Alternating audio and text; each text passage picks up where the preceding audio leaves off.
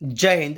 Gujarati study and education ચેનલમાં તમારા દરેક મિત્રોનું હાર્દિક સ્વાગત છે. તો આજે આપણે વિડીયોમાં જોવાના છીએ કે સાદીપની વાલ્મીકી વેદવ્યાસ અત્રિ વશિષ્ઠ વિશ્વામિત્ર શાળા વિકાસ સંકુલ મહેસાણા પ્રિલિમિનરી પરીક્ષા 2023-24 ધોરણ 10 વિષય વિજ્ઞાન છે મિત્રો. તારીખ 31/1/2024 વાર બુધવાર છે. કુલ ગુણ 83 કલાકનો સમય છે. તો અત્યારે ધોરણ 9થી 12ની મિત્રો દ્વિતીય વાર્ષિક પરીક્ષા ચાલી રહી છે અને એ પરીક્ષાની અંદર અલગ અલગ તારીખે અલગ અલગ જિલ્લાઓની અંદર અલગ અલગ વિષયના પેપર લેવાઈ રહ્યા છે. તો આજે જે તમારી સમક્ષ હું પેપર મૂકવાનો પ્રયત્ન કરું છું એ ધોરણ 10નું પેપર છે, વિષય વિજ્ઞાનનું છે અને મહેસાણા જિલ્લાનું પેપર છે. એટલે કે જે જિલ્લામાં ધોરણ 10નું વિજ્ઞાનનું પેપર બાકી હોય એમને આ પેપર પરીક્ષાની પૂર્વ તૈયારીમાં મદદરૂપ થઈ શકશે. બરોબર છે, ફક્ત ને ફક્ત પેપર છે તો પરીક્ષાની પૂર્વ તૈયારી તમે મદદરૂપ થઈ શકે. તો વિડીયો પૂરેપૂરું જોવા માટે વિનંતી છે. તો જોઈએ આપણે વિભાગે પ્રશ્ન છે કે નીચે આપેલા પ્રશ્નોના માગ્યા મુજબ જવાબ આપવાના છે. દરેકનો એક ગુણ છે. કુલ 24 પ્રશ્નો છે. તો યોગ્ય વિકલ્પ પસંદ કરી જવાબ આપવાનું છે મિત્રો. તો જોઈએ પહેલો છે કે એક દ્રાવણ લાલ લિટમસ પત્રને ભૂરું બનાવે છે તો તેની પીએચ ખાલી જગ્યા હોઈ શકે 1, 4, 3 કે 10. આગળ પ્રશ્ન, નીચેનામાંથી કયા સંયોજનોમાં CHO ક્રિયાશીલ સમૂહ હોય છે? બિટેનોલ, બિટેનોલ કે બ્યુટેનોઇક એસિડ. શરીરના કયા અંગમાં રુધિર ઓક્સિજન યુક્ત બને છે? હૃદય, ફેફસા, યકૃત કે મૂત્રપિંડ. વિદ્યુત સ્થિતિમાનનો તફાવત ખાલી જગ્યા ઉપકરણની મદદથી માપવામાં આવે છે? વોલ્ટમીટર, એમીટર, ગેલ્વેનોમીટર કે બેરોમીટર. નીચેના દ્રવ્યો પૈકી લેન્સ બનાવવા માટે કયા દ્રવ્યનો ઉપયોગ થઈ શકે નહીં? પાણી, કાચ, પ્લાસ્ટિક કે માટી. સામાન્ય દ્રષ્ટિ ધરાવતી પુખ્ત વ્યક્તિ માટે સ્પષ્ટ દ્રષ્ટિ અંતર ખાલી જગ્યા છે 25 મીટર, 2.5 મીટર, 25 સેન્ટીમીટર કે 2.5 મીટર. આગળ જોઈએ આપણે કે નીચે આપેલા વિધાનો સાચા બને તે રીતે ખાલી જગ્યા પૂરવાની છે. કે બજારમાં મળતા અથાણામાં સંરક્ષક તરીકે ખાલી જગ્યાનો ઉપયોગ થાય છે? ફોર્મિક એસિડ, એસિટિક કે ઇથેનોલ. વિદ્યુત પ્રવાહની ચુંબકીય અસર સૌપ્રથમ ખાલી જગ્યાના નામના વૈજ્ઞાનિકે શોધી છે? ફેરાડે, ઓસ્ટેડ કે એમ્પિયર. લાળ રસનો ખાલી જગ્યા ઉત્સેચક સ્ટાર્ચનું શર્કરામાં વિઘટન કરે છે? પેપ્સિન, એમાઇલેજ કે લાઇપેજ. ખાલી જગ્યા માનવના સાદા પ્રજનન તંત્રનો ભાગ નથી?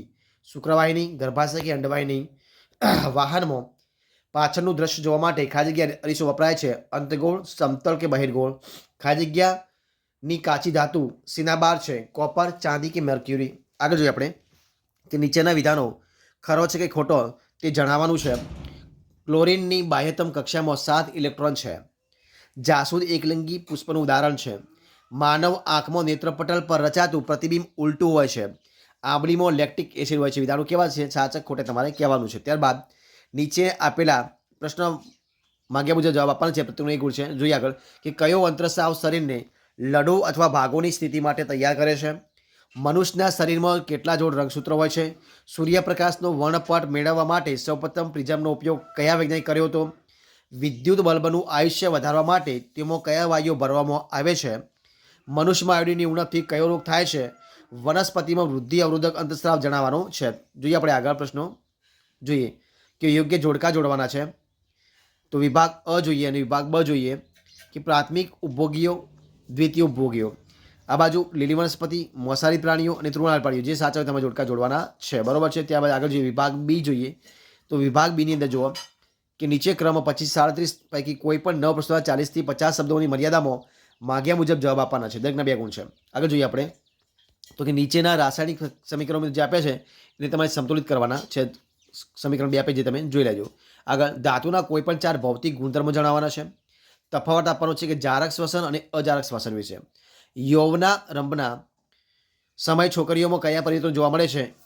ત્યારબાદ જોઈએ કે પરાગનયન એટલે શું, તેના પ્રકારો જણાવવાના છે. +2 ઓડી પાવર ધરાવતા લેન્સની કેન્દ્ર લંબાઈ શોધવાની છે. આ લેન્સ કયા પ્રકારનું હોય છે? અને યોગ્ય જોડકા જોડવા છે કે પ્લગ ફળ એટલે કે ખુલ્લી, પ્લગ કળ એટલે કે બંધ અને તારનું જોડાણ અને વિદ્યુત બલ્બ. આ રીતે તમારે જે ચિહ્નો આપ્યા છે તમારે સંજ્ઞા આપી છે, સંજ્ઞા તમારે જોડવાની છે. ત્યારબાદ અલકાબેનના ઘરમાં ટીવી, ફ્રીજ, પંખો, ટ્યુબલાઇટ વગેરે જેવા ઉપકરણો લગાવેલા છે અને કોઈ પણ કારણસર પંખામાં ભંગાણ પડતો અન્ય ઉપકરણો પર શરૂ થતા નથી. તો ઘરમાં કયા પ્રકારનું જોડાણ કરેલું છે? ઘરના કયા પ્રકારનું જોડાણ ફાયદાકારક છે અને કેમ એ તમારે કહેવાનું છે.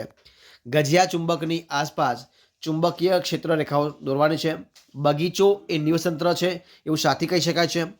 સમજાવવાનું છે આહાર જાળ લસિકા એટલે શું તેનું કાર્ય જણાવવાનું છે. કોઈ વિદ્યુત બલ્બના ફિલામેન્ટ એટલે કે તારમાંથી 0.5 વિદ્યુત પ્રવાહ 10 મિનિટ સુધી વહે છે તો પરિપથમાં વહન પામતો વિદ્યુત ભાર ગણવાનો છે. આગળ જોઈએ આપણે વિભાગ સી વિશે આપણે જોવાનો પ્રયત્ન કરીએ તો વિભાગ સી જોઈએ આપણે તો કે નીચે ક્રમ 38 થી 46 પૈકી કોઈ પણ 6 પ્રશ્નોના 60 થી 80 શબ્દોની મર્યાદામાં માગ્યા મુજબ જવાબ લખવાના છે. દરેકના 3 ગુણ છે. તો સંયુગીકરણ પ્રક્રિયા એટલે શું ઉદાહરણ આપી સમજાવવાનું છે. એવી એક ધાતુનું ઉદાહરણ આપો. બરોબર છે.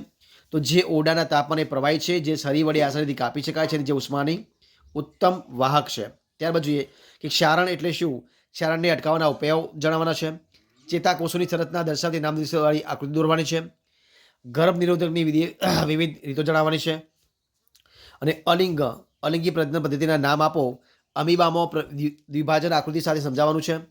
બહિર્ગોળ લેન્સની સામે વસ્તુને મુખ્ય કેન્દ્ર F અને 2Fની વચ્ચે મૂકતા તે વસ્તુના મળતા પ્રતિબિંબની કિરણાકૃતિ દોરો અને પ્રતિબિંબનું સ્થાન પ્રકારને પરિણામ જણાવવાનું છે. પ્રકાશના પરાવર્તનના નિયમો લખો અને અંતર્ગોળ અરીસાના ઉપયોગ જણાવવાના છે. ત્યારબાદ પ્રશ્ન 46મો ઓહમનો નિયમ લખવાનો છે. વાહકનો અવરોધક કઈ બાબતો પર આધાર રાખે છે અને વિદ્યુત પ્રવાહની તાપીય અસરનો ઉપયોગ થયો હોય તેમાં એક સાદું નામ આપવાનું છે. વિભાગ ડી જોઈએ તો વિભાગ ડીની અંદર જો કે નીચેના પ્રશ્ન ક્રમ 47 થી 54 પૈકી કોઈ પણ 5 પ્રશ્નોના 90 થી 120 શબ્દોમાં મર્યાદામાં માગ્યા મુજબ જવાબ આપવાના છે. દરેકના 4 ગુણ છે.